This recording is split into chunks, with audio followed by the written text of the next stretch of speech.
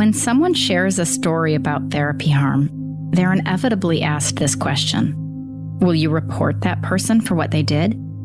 And for a lot of survivors, the answer is essentially, why bother? Why bother seeking accountability, opening yourself up to potential backlash and further pain, when we've all heard the stories about apathetic ethics boards that don't take abuse allegations seriously, or about serial abusers who receive a slap on the wrist, if anything, before being sent along to do as they please. Wash, rinse, repeat. But even before all of that, before the reports, before the idea of filing a complaint, many survivors hesitate for another reason. Because no matter how deep the harm, there's often still a part of them that feels protective of their therapist. A part that's holding out hope that maybe the relationship can be repaired. Maybe if they just explain it a different way, that things might finally click. That person who hurt them might finally see what they did. So they try, and they try again. They explain the harm from every angle, hoping that somehow it will be received with care. And too often they're met with silence, defensiveness, or worse, blame. And so they're left not only frustrated, but re-injured. It's only after all of that, when the desire for resolution has been exhausted, that some consider filing a complaint. And even then, it's rarely about being vindictive. More often than not, it's often about a longing to be believed. Maybe if the board sees it, then it will matter. Survivors who have been through it, who've filed complaints themselves, or seen how the process plays out, don't generally discourage others from speaking up. In fact, most of us encourage filing when and if a survivor feels ready. But we also try to help manage expectations, because the reality is that even in some of the most egregious cases, meaningful disciplinary action is incredibly rare. But still, people who have experienced harm in any setting might find themselves longing for an apology. Not a carefully worded statement from a legal team, but a genuine acknowledgement of harm. An apology that validates the pain and shows that the person actually cares about what they did. It's not always clear where that longing comes from. Maybe it's from a misguided notion that an apology from an abuser, or from those that enable them, will help bring healing. Or maybe it's just that we don't know what an apology would mean to us, because meaningful remorse and accountability in the wake of really any context, but especially abuse, is such a rarity, but not an impossibility.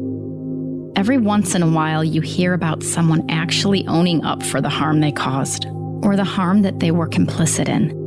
And it feels like an anomaly, but it shouldn't.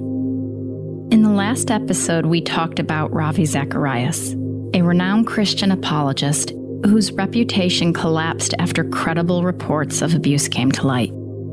It was while researching for that episode that I came across a letter written by a man named Carson Weitnauer, and it stopped me in my tracks.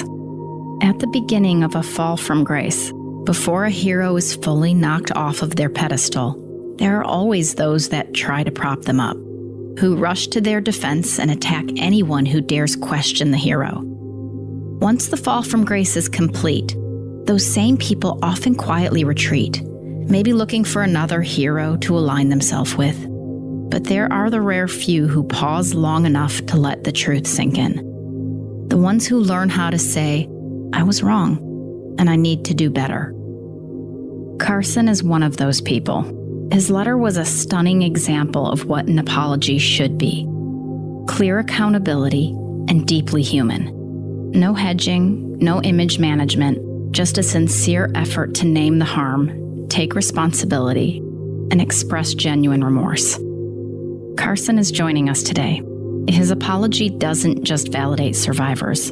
It also sheds light on something important: that abusers often groom their public supporters long before they ever target their victims. It's a reminder that the systems around abuse are often built on layers of deception, and recognizing that can help us understand how so many people, including ourselves, are capable of being caught up in that web.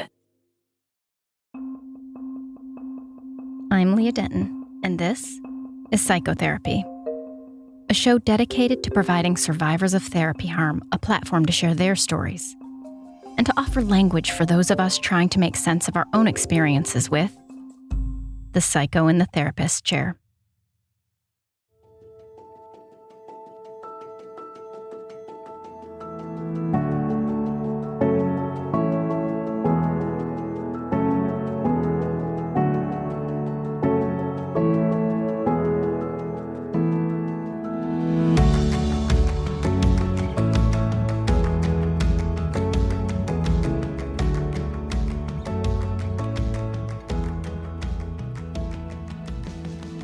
As we wrap up our series on biblical counseling, I want to take a moment to revisit the story we shared in our last episode.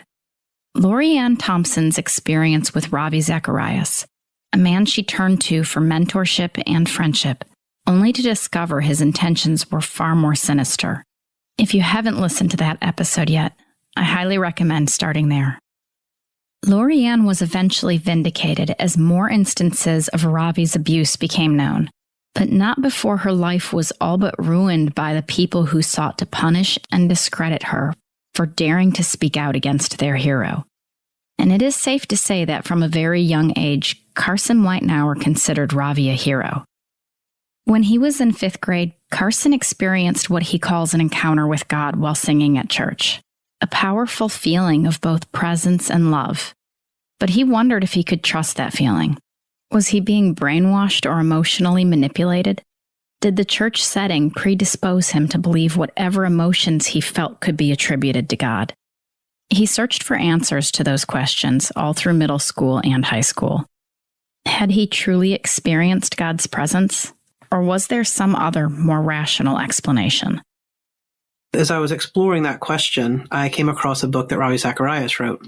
His book was called Can Man Live Without God? And I thought it was extremely helpful, and I wanted to meet Ravi. Through some connections my mom had, I was able to meet Ravi when I was in high school. And I heard him speak, and then after he spoke, I got to go and talk to him.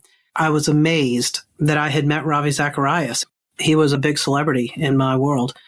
And after the event, I told my mom I would love to work for Ravi one day.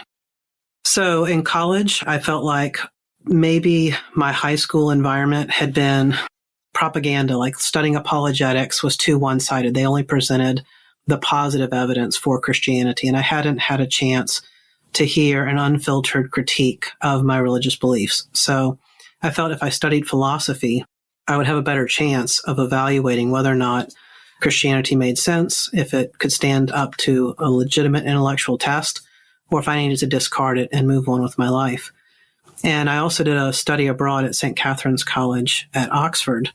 In the 2 terms I was at Oxford, I sought out tutors to present the best evidence against Christianity. Again, though, while I was in Oxford, I went to the RZIM offices there to meet the team and was really impressed with how thoughtful and kind and hospitable they were. It led me to write a letter to Ravi while I was in college asking for guidance on my career. Should I go into philosophy, or what was the best way to kind of follow in his footsteps? After all of that, I felt that Christianity could hold up to the scrutiny I'd given it. And I continued to experience that God loved me, and my mind was satisfied with the intensive exploration I'd done. And so I ended up going into campus ministry for 10 years. So after 10 years of campus ministry, completing an MDiv in seminary, getting married, and having our first child, my wife and I felt it was time to move back to Atlanta to be closer to my family. As we prepared to move to Atlanta, I let my donors know, hey, I'm moving to Atlanta. I'm looking for a ministry role. Please let me know if you know of any opportunities or openings. One of my donors knew Ravi and arranged for me to interview with Ravi Zacharias International Ministries for a role that had not been published. It was to become the U.S. director, or the director of the U.S. speaking team for RZIM. I started to work for the ministry even before I'd fully moved to Atlanta. I began to work for RZIM. Carson was a great match at RZIM. As a kid, he'd pursued faith through rational inquiry rather than emotional catharsis. And as a campus minister, he'd guided students through the big questions about life, truth, and the nature of God. At RZIM, he could continue that work because Ravi focused on intellectually rigorous apologetics, not hot-button culture wars or emotional manipulation. I loved working at RZIM. It was an amazing job. Everyone on the team was very talented. I had the opportunity to facilitate events in Washington, D.C. with senators and representatives. We could convene leaders of major organizations to come to conferences that we hosted.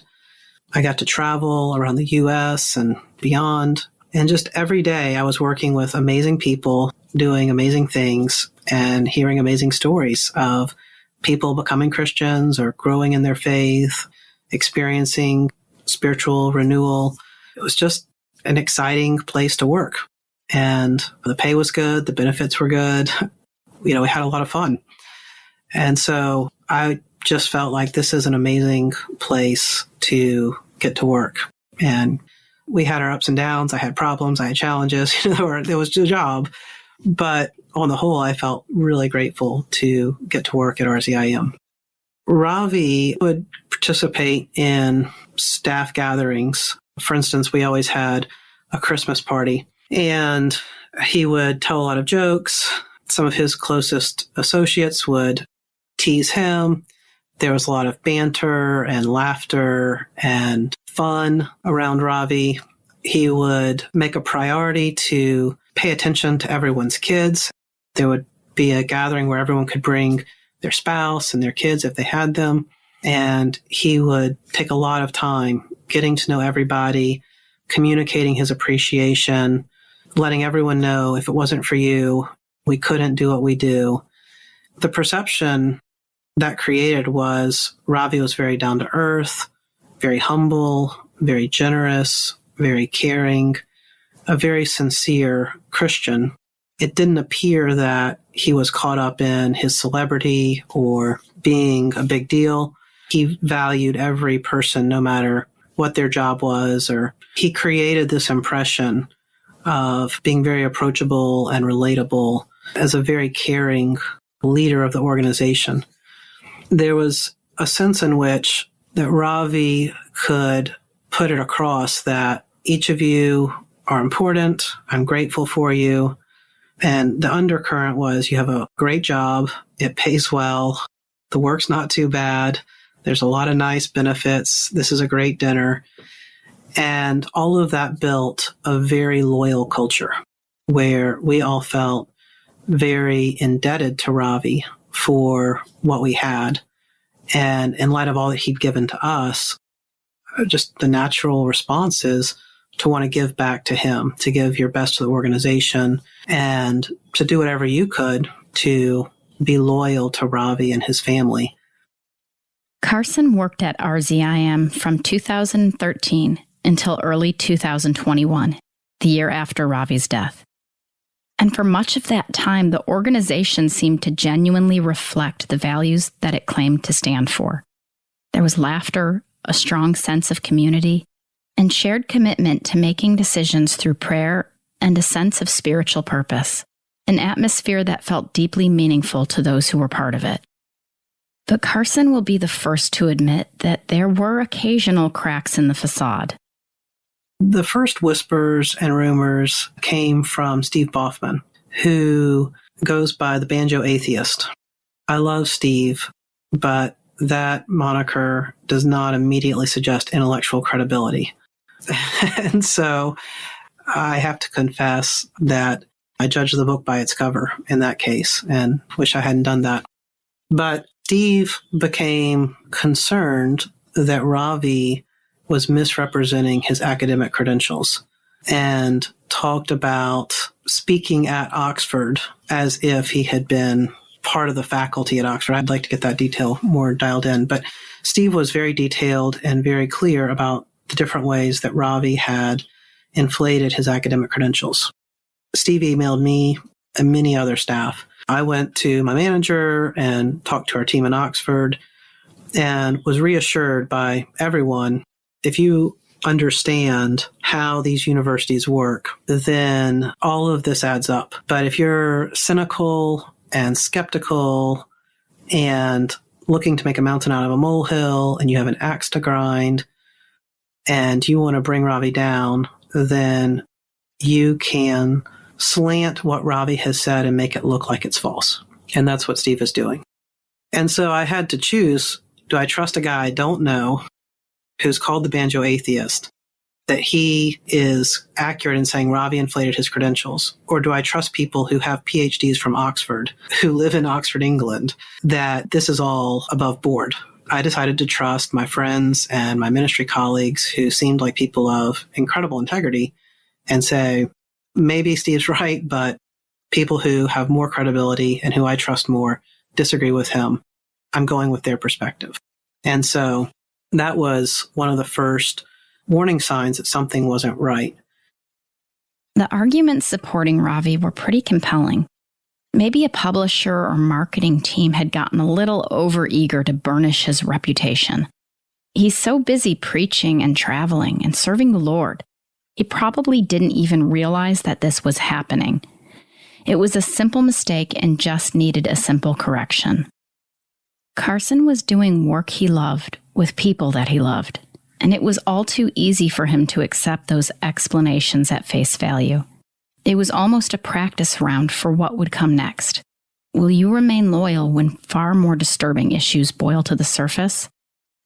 Many survivors of abuse, whether in churches, workplaces, homes, or therapy, often wonder how people around the abuser didn't see what was happening, or worse, seemed to take their side.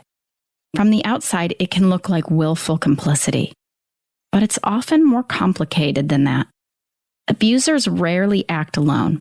They cultivate trust, loyalty, and sometimes even dependency in those around them. These bystanders are slowly conditioned to ignore red flags, rationalize troubling behavior, or defend the abuser in the name of friendship, loyalty, or shared purpose, the same way that the victim is. What looks like blind allegiance is often the result of subtle, long-term manipulation. The next big red flag came in 2017, and we learned that this couple in Canada was attempting to extort Ravi and blackmail him, and they were falsely claiming that Ravi had coerced this woman into sending personal pictures of herself, inappropriate pictures of herself to him. They wanted him to pay up. We were all outraged and offended. Someone would manufacture such an absurd story to attempt to get money from Ravi. I mean, he was a very generous person and a man of incredible integrity. And to suggest that he would do something like this so you could blackmail him, I felt angry at this couple. There was an all-hands-on-deck staff meeting, so the higher-ups could explain the situation and help frame the narrative. They made sure everyone knew how baseless and preposterous the accusations were, and they invoked the specter of spiritual warfare to claim that Ravi was under attack because he was such an upright leader, and it was their job to stand in the gap and support him. We were enlisted to pray that God would protect our ministry from the spiritual attack and that God would oversee the judicial process to ensure that Ravi got a just outcome of this court case, and that God would provide the financial resources to fund this lawsuit, that God would help us stay focused on the gospel and not get distracted by this, and that as people came to us with questions about this blackmail attempt, that we would be able to respond to them with wisdom and kindness and help any of our ministry partners who had concerns that, hey, we're handling this, the lawyers have got it, business as usual.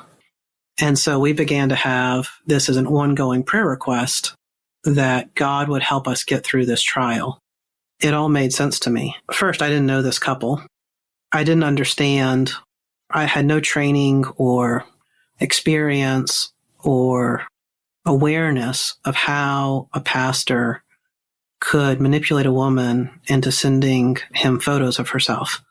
It was beyond my range of experience to understand that. What seemed way more likely is she took some pictures of herself and sent them, and then having sent them, she had a case to blackmail him. That just seemed like a really straightforward explanation of the story. Carson did have moments of wondering if maybe there was more to the story. So at home, he would go online and search for any information he could about Lori Anne and what may or may not have happened between her and Ravi. And at first, he didn't see anything that challenged the official narrative. Maybe it really was all a scam. But then more truth came to light. At one point, some of the emails between Ravi and Lori Anne were leaked, and these emails seemed to obviously implicate Ravi as guilty. And for me, the biggest red flag was the email where Ravi threatened to kill himself if Lori Anne talked about what had happened between them.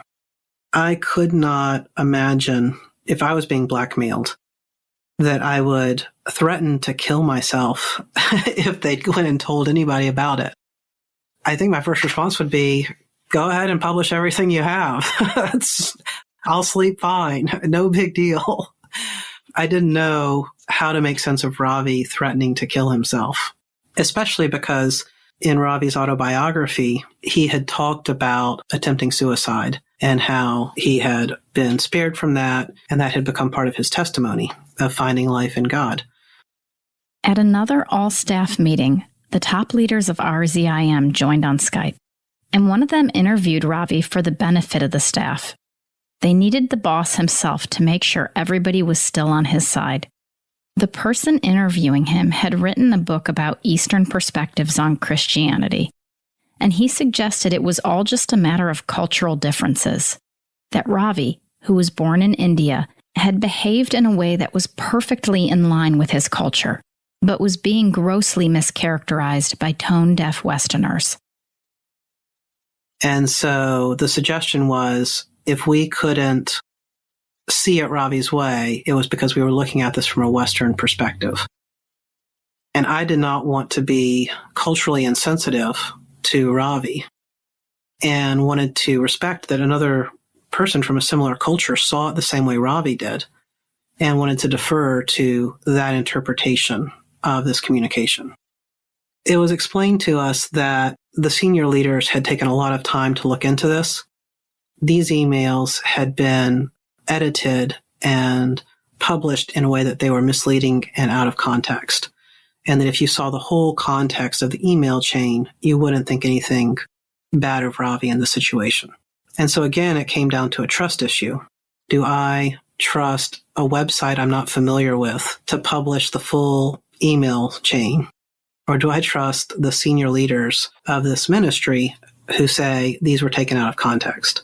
And again, I trusted that my leaders knew these emails were out of context and the full email chain vindicated Ravi.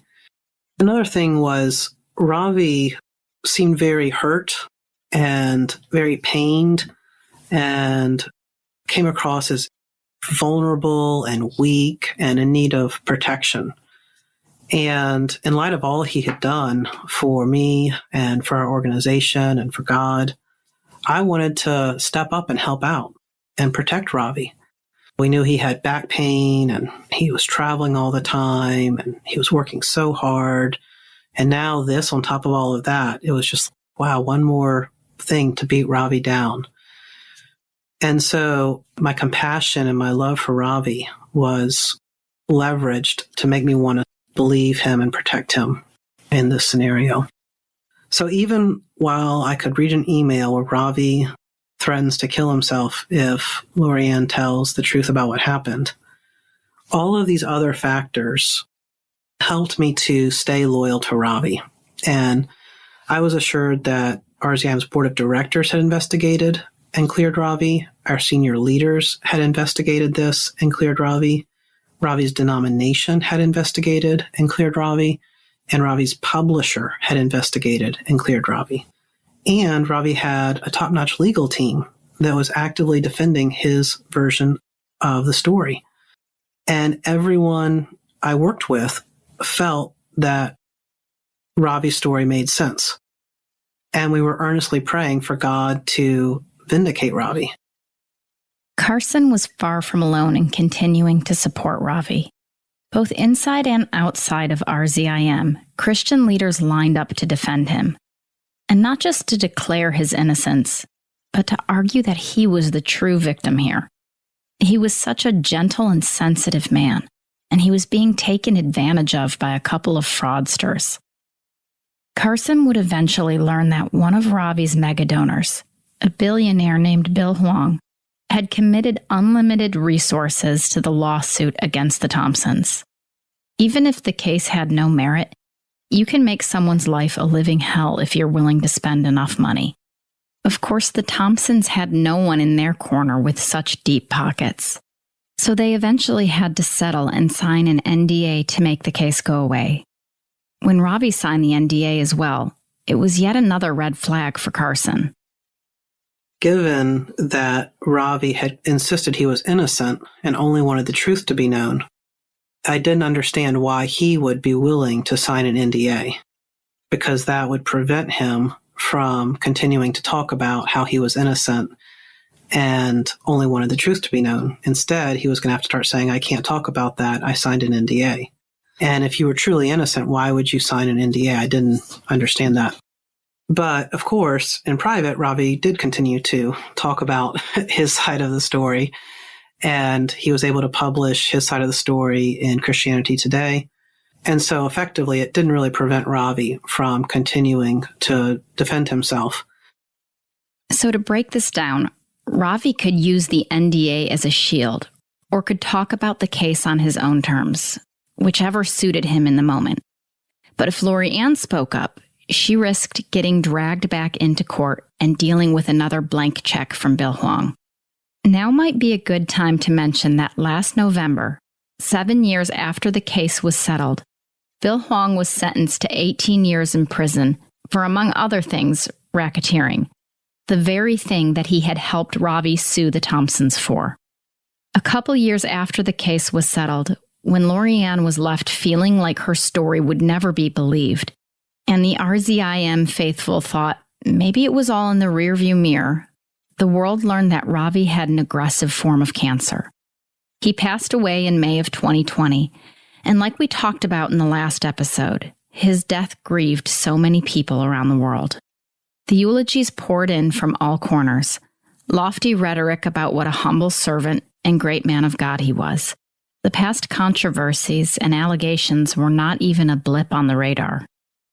At the funeral, Vice President Pence said, in Ravi Zacharias, God gave us the greatest Christian apologist of this century. He was the C.S. Lewis of our day. Carson said he wept at the funeral, and he felt angry at God. Ravi deserved a long and peaceful retirement with his family, not this. For the next few months, the RZIM staff met regularly to process their grief together and to start thinking about how to continue with the ministry bearing Ravi's name. But by the end of that summer, the world would learn that Ravi's legacy was far from secure.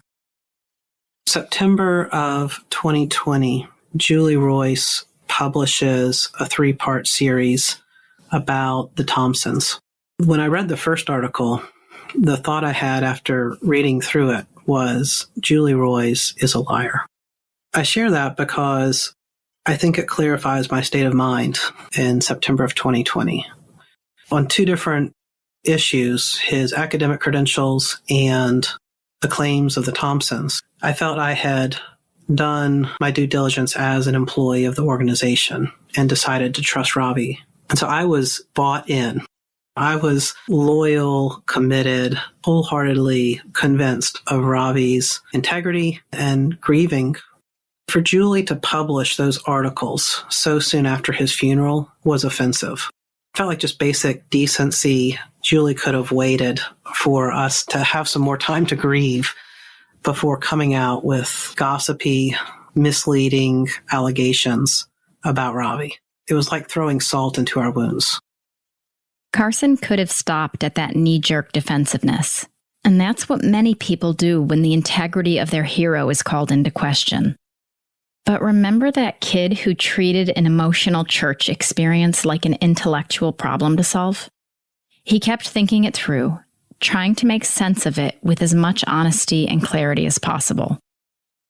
Every evening after my kids went to bed, I would open up a Google spreadsheet, and in one column, I would put what I knew to be true from Ravi or RZIM.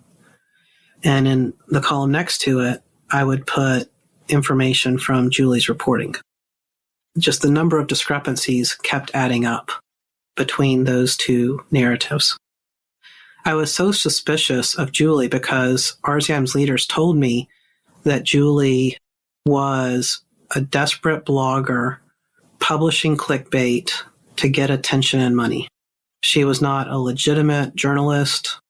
She didn't work for a major media organization. She just had a self-hosted blog where she would dig up dirt on famous Christians to make a name for herself. And I was in a place of trusting my leaders. And so I decided anything that looked like commentary from Julie, I would not take that as credible.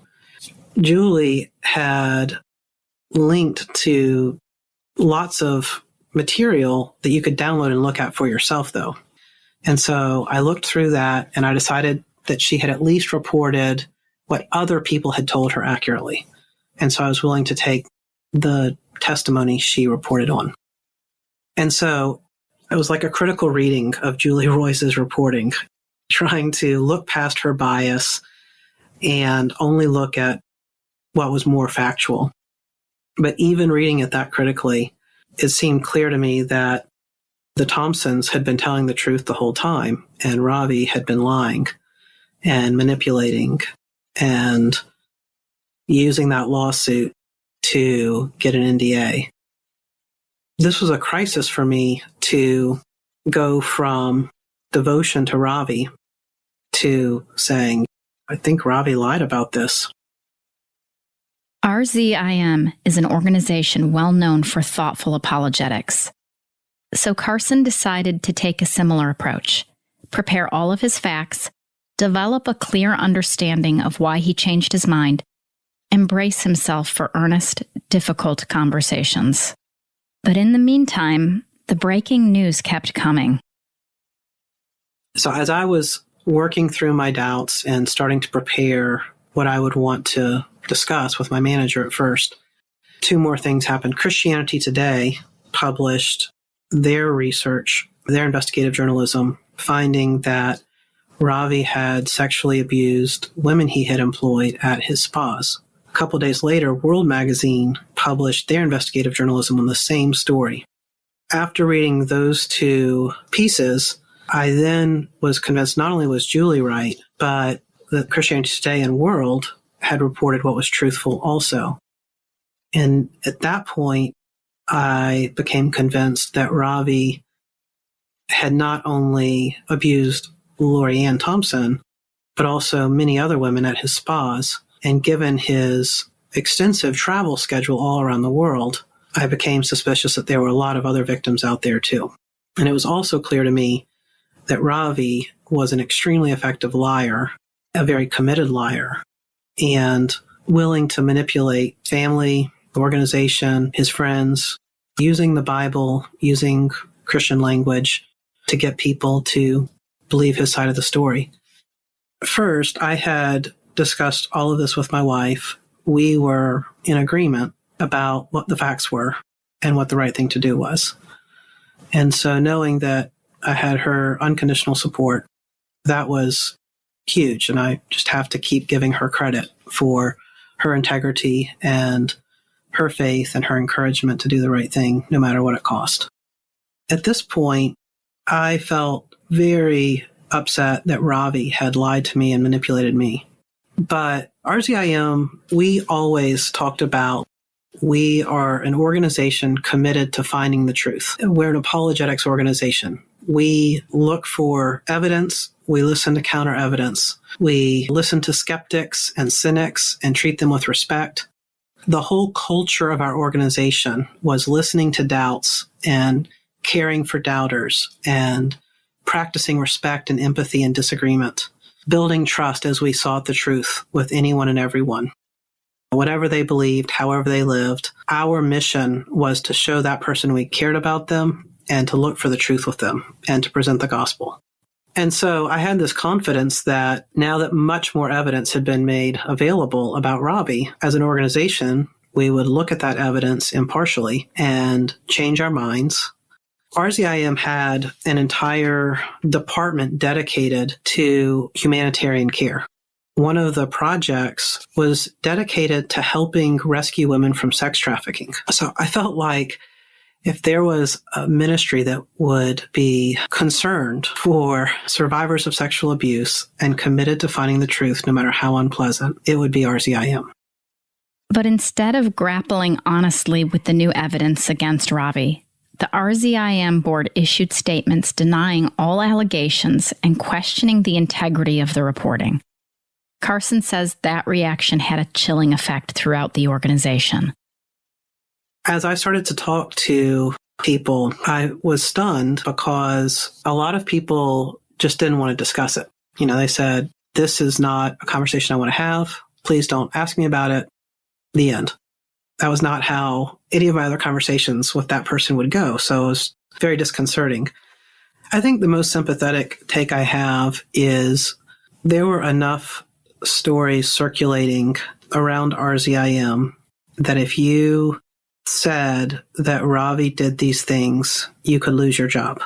People did not want to lose their jobs. I understand that when you look at your mortgage and taking care of your kids and the challenge of finding another job in the middle of COVID, it's understandable that a lot of people felt even if they wanted to say something, they couldn't. The other side of it is I think some of our senior leaders were actively locking down any dissent. Another side of it is that a theory was spread that Steve Baughman had paid these women to falsely testify to Christianity Today and World Magazine as part of his satanic and deranged campaign to bring us down. None of the women were on the record in the Christianity Today World reporting, and so they were all anonymous. World Magazine had one spa manager who went on the record with her name, who supported what the other women said, but the women themselves were not on the record. Their testimony was discredited because it was anonymous. So I think a number of staff felt the Thompsons manufactured lies to bring us down, and now anonymous women, they didn't want to go on the record because if we knew who they were, we could find out that they never met Ravi or they didn't work at the spas or whatever it was. They were anonymous because they were liars. That interpretation was persuasive to a number of people. In January of 2021, right when the offices reopened after the holidays, Carson wrote a brief email saying that he had lost trust in RZIM's leadership and he was resigning from his position. In the midst of grieving Ravi's death, and simultaneously grieving the betrayal of everything he thought Ravi had once stood for, leaving a close-knit organization that had given Carson so much purpose was understandably difficult. After I leave, I am in a very dark place. I'm unemployed, am disconnected from a lot of my friends. I start to have the time and space to consider how my identity as a Christian was weaponized against me and how the Bible and prayer and all kinds of Christian language was used to target me and persuade me to defend a sexual predator. That leads me to question what else about Christianity has been invented or manipulated to get me to donate to my church, to volunteer. How much of this is just a way for people to take advantage of me? How far back does this go? If anyone was a person of integrity and a Christian leader, was Ravi. If any Christian organization cared about survivors of sexual abuse and the truth, it was RZIM. And to find out that Ravi was a sexual predator and RZIM was a culture of toxic loyalty, bullying, and lies and manipulation. It raised the question, does God exist? Is Christianity true? It raised questions of identity, like, who am I? What are my values? What do I believe? What am I going to do for work? Am I going to go into Christian ministry? Like, what's next for me? I just carried in my body a ton of pain. And I would wake up in pain. I would have very little energy throughout the day. I would go to sleep, wanting to be asleep so I wouldn't feel the pain anymore. Emotionally, I felt numb. I found it very hard to be emotionally present to my family or my friends. And I just had massive trust issues. Who can I trust? And it was scary to trust people after all of that. So healing was very complicated and very slow and very much up and down. The first thing I was able to do is I got a gym membership. And after I dropped the kids off at school, I would go to the gym and work out. And then they had a sauna. And that sauna was amazing. I would just go sit in the sauna for as long as I could. And while I was in the sauna, it felt like the pain would leave my body. And I started to see a counselor. And the counselor I saw, I know your podcast covers some of the worst cases of therapy abuse. And I'm really grateful you're exposing that. Thankfully, this counselor was very gentle, an amazing listener, very kind, and very attuned to his emotions and my emotions. And in the safety of that relationship, I was able to experience myself in new ways and connect with my heart and begin to make sense of what didn't make sense. I leaned on my wife and my friends at church and found these were safe, good people who loved me and could stick with me as I got very honest about how bad this had been. And they were very patient with me. They didn't try and change me, or they didn't give me spiritual platitudes.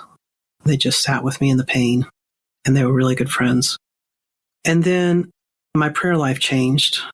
So I had no pious words for God. And so I just started to pray very raw, bloody, angry prayers. I was very grateful to find that these were the kinds of prayers God welcomed. I found in the Psalms, and there's a psalm that rages at God and ends with "Darkness is my only friend." And I sat with that psalm and thought, this is a strange prayer to be in the Bible. This whole prayer is complaining that God has failed, and it ends with the despair of "Darkness is my only friend." It was interesting to see these parts of the Bible I hadn't noticed before. I started reading the Gospels just to connect with, how does Jesus handle all of this? And Jesus calls the religious leaders of his day whitewashed tombs and has extremely strong language condemning them for their hypocrisy, their greed, their violence, all of it. And as I began to discover at a deeper level the parts of the Bible where God allows us to bring our pain to him and where God condemns corrupt religious leaders, I found a foundation for my life. I tested Ravi and he failed dramatically. I tested RZIM and that organization failed me. And then I tested God and I found that he could handle my very worst. And that was part of rebuilding my sense of identity and my sense of purpose. But the healing process was 1 step forward, 5 steps back, 3 steps forward, 10 steps back. Because throughout 2021, there were additional challenges I had with RZIM. Even though I'd left the organization kept intruding in my life in various ways.